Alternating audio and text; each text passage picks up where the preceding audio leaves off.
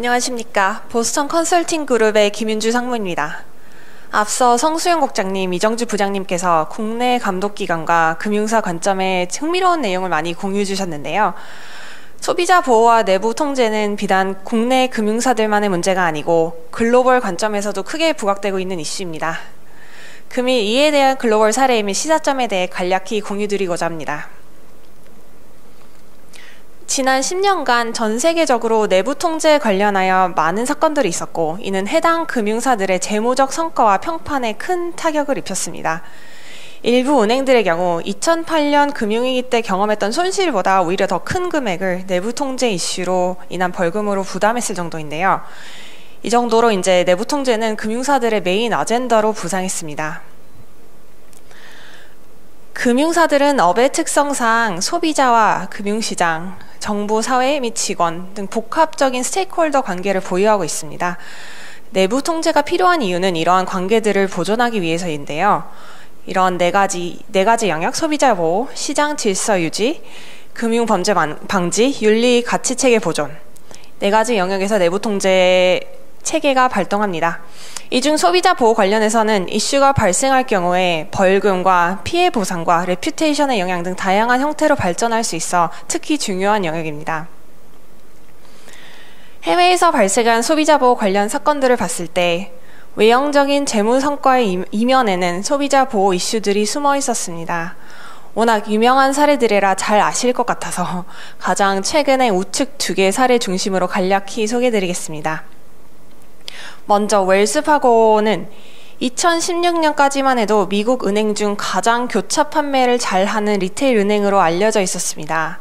다른 미국의 은행들이 한 고객당 평균 3개 상품으로 교차 판매를 하고 있었다면 웰스파고는 한 고객당 평균 6개의 상품을 팔았고요. 심지어 8 is great 라고 한 고객당 8개 상품까지 목표로 한 전략을 추진했습니다. 그런데 막상 뚜껑을 열어보니 6개 상품 중 상당수는 고객의 동의 없이 개설된 유령 계좌였으며 불필요한 자동차 보험과 부적절한 ETF 판매 사례까지 발견되었습니다. 호주의 경우 커먼웰스 뱅크 CBA는 역시 호주 은행 중에 자산 규모가 가장 크고 건전성 측면에서 긍정적인 평가를 받던 은행이었습니다. 그러나 2018년 발표된 호주 왕립특별조사위원회에서 불완전 판매들 사례가 다수 적발되었고 조직 전반에 걸친 내부 통제 결함을 많이 지적받았습니다. 이렇게 내부 통제 사건이 발생했을 경우 대응의 단계를 3가지로 구분해서 생각할 수 있습니다. 첫째, 수습. 일단 발생한 사건에 대한 원인을 이해하고 이에 대한 포괄적인 대응안을 추진하는 것입니다. 이 단계에서 감독기관과의 긴밀한 소통이 필요하고요. 소비자에 대한 피해 보상 및 관계 회복에도 많은 노력이 필요합니다. 두 번째 단계로는 강화인데요. 일단 1단계에서 도입된 그 신규 노력들이 지속되기 위해서는 문화와 행동의 변화 또한 필요합니다. 내부 통제 관련돼서 전사적으로 근본적인 마인드셋과 문화 변화, 그리고 이제 리더십의 강력한 톤 from the top이 필요한 영역입니다. 마지막으로 진화 3단계입니다. 3단계에서는 한번 구축된 내부 통제 프로세스가 그대로 계속 유지되는 것이 아니고 그 변화하는 외부 환경과 내부 처한 상황들에 따라서 내부 통제 체계 역시 진화해야 합니다. 그래서 이렇게 3단계로 거쳐서 이제 해외 금융사들은 내부 통제, 특히 소비자 보호 영역에서 진화하고 있다고 보시면 되겠습니다. 첫 번째 수습 단계에 대해서 좀 말씀을 드리겠습니다. 일단 내부 통제를 개선하기 위해서는 일반적으로 뭔가를 좀 더하고 추가해야 된다고 생각할 수 있죠. 제도를 새로 만들다든지 절차를 더한다든지, 그러나 상황에 따라서 오히려 빼거나 단순화시키는 것이 필요하기도 합니다. 해외 사례들을 보면 다양한 개선 방안을 모색했는데요. 예를 들어 상품 서비스 관련해서는 보통 더하는 방향으로는 취약층 고객이 이해하고 사용하기 쉬운 상품을 새로 개발하는 경우가 있었습니다. 그래서 웰스팔고의 경우 언뱅크드 고객 대상으로 그들의 특화된 계좌를 출시하였고, 커먼웰스 뱅크는 수수료가 부과되기 전에 사전 알림 서비스를 개시하였습니다. 반면 빼는 방향에서는 고객들이 보다 상품을 쉽게 접하고 탐색할 탐색할 수 있도록 전체 상품 라인업을 단순화하는 방법도 있습니다. CBA의 경우 고객의 경험을 제고하기 위해서 핵심 모기지 상품 10개를 운영하던 것을 5개로 축소했습니다. 이로 인해 고객의 이제 탐색 과정이나 상품의 이해 과정이 훨씬 더 간소화되었고요. 두 번째, 프로세스 관점에서는 역시 이제 추가되는 방향에서는 기존에 없던 통제 절차를 도입할 수 있습니다. CBA의 경우 연 1회 전사적인 보상 체계 리뷰 과정을 진행합니다. 또 웰스파고는 이제 미스터리 쇼핑을 외부 업체를 활용해서 이제 전 지점에 대해서 실시를 하고 있고요. 반면에 빼는 방향으로는 오히려 복잡성이 높던 기존의 프로세스를 간소함으로써 오히려 고객 니즈와 고객의 상황에 집중할 수 있도록 하는 것도 방법입니다. 웰스파고의 경우 지점과 콜센터에 여러 가지 신규 디지털 툴을 도입함으로써 오히려 이제 그 콜센터나 지점의 직원들이 고객에게 집중하고 정말 필요한 상황에 대해서 잘 파악하고 대화를 이끌어 나가는 방향으로 교육을 시켰습니다. 그래서 그런 결과 사실 이제 그 직원들이 이행해야 될 정말 그 좀 수기적인 작업들은 많이 줄었고 그 대신에 고객의 니즈에 집중할 수 있게 되었습니다. 세 번째로는 조직 거버넌스 관련인데요. 역시 더하는 방향으로는 리스크와 통제 관련의 조직의 규모와 위상을 키우는 방법도 있습니다. 웰스파고는 리스크 관련 인력을 이 사태 발생한 이후에 3,200명을 신규 채용했고요. 사업 분별 CRO 역할을 별도로 부여했습니다. CBA의 경우 그 내부 통제 개선 방안들을 이제 도입하기 위해서 CEO 직속으로 개선 조직을 신설해서 여러 가지 개선 과제들을 운영 중입니다. 반면에 오히려 이제 통제 관련 이슈들이 조직 내 은폐되는 것을 방지하기 위해서 조직의 수평화도 고려할 수 있습니다. 웰스파고의 경우 기존의 매우 수직적인 조직을 수평화함으로 인해 그 직원들의 발언권이나 좀 인풋이 위쪽으로 잘 올라올 수 있도록 체계를 만들었습니다. 마지막으로 KPI인데요. 이건 좀 반대의 방향입니다. 기존의 그 KPI 때문에 발생했던 이슈가 워낙 많기 때문에 그것들을 완화하거나 제거함으로써 실적에 대한 압박을 줄일 수 있다고 생각이 됐다면 오히려 거꾸로 새로운 지표를 추가할 수 있습니다. 그 팀 단위의 성과나 고객의 아웃컴에 대한 지표를 추가할 수 있는데요. 예를 들어 고객이 우리의 은행이나 우리의 상품을 통해서 얼마나 자산이 증가했는지 또는 같은 고객에 대해서 그 얼마나 그 연체 관련 행동이 줄어들었는지 이러한 지표들을 정말 고객에 맞추어서 트래킹하고 평가에 반영하기도 합니다. 그 두 번째 강화 단계에서는요. 첫 번째 단계에서 앞서 언급드렸던 하드한 해결책도 있지만 오히려 소프트하다고 표현되는 문화와 행동 요소에서도 변화가 필요합니다. 이러한 변화는 단기간 내에 이루어질 수가 없고 심지어 얼마나 개선되고 있는지 명확히 측정하기도 어려운 게 사실입니다. 그렇기 때문에 간과되기 십상인데요. 그러나 글로벌 맥락에서는 의미 있는 노력들이 계속되고 있고 이 과정에서 도출된 몇 가지 레슨런들을 공유드리겠습니다. 먼저 건설적인 챌린지 수단을 활용하는 것인데요.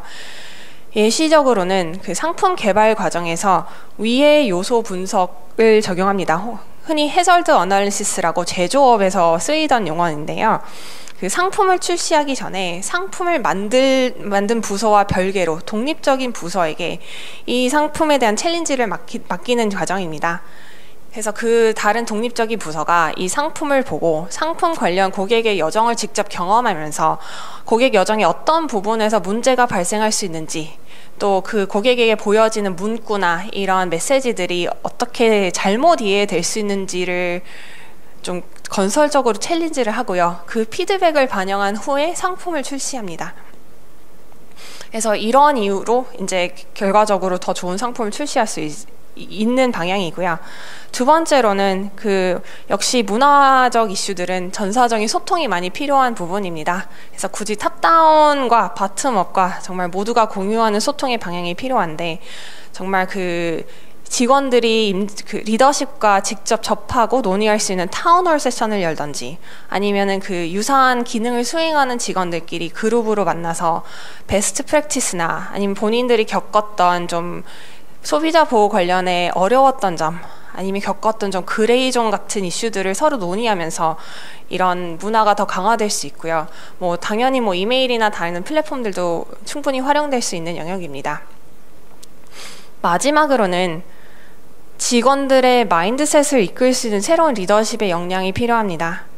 문화에 대한 논의는 자칫하면 식상해지기 때문에 기존의 태스크 위주의 업무 지시를 내리는 리더십의 역량이 많이 부각되었다면은 앞으로는 당연히 태스크 위주의 지시도 가능하지만 문화적 변화까지 전사적으로 이끌 수 있고 모범이 될 수 있는 리더십의 역량이 많이 필요합니다.